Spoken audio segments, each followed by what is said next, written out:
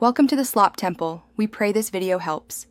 You start by importing a true Hdri file, HDR or XR, because it contains radiance beyond LDR.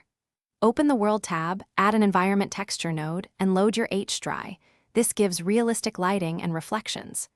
Once done, switch to cycles and choose GPU if available, then lower preview samples to speed work. Make sure to remove the default light and confirm scene scale is in meters. That way the Hdri intensity and shadows behave predictably when you continue. Next, build a small node tree so you control how the Hdri affects the scene. Connect environment texture into background via a mapping node and texture coordinate node. That lets you rotate the Hdri on Z to align the sun or key feature. Once done, add a hue/saturation or color ramp node after the texture to tweak overall look. This is faster than re-editing the Hdri. Make sure to preview in render mode, while adjusting so reflections and shadows update in real time.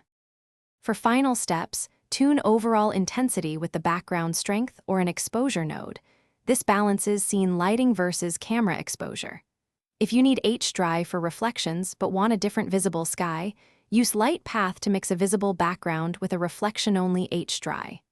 Once satisfied, increase render samples, enable denoising, and render. If reflections look off, make sure normals and object scale are correct.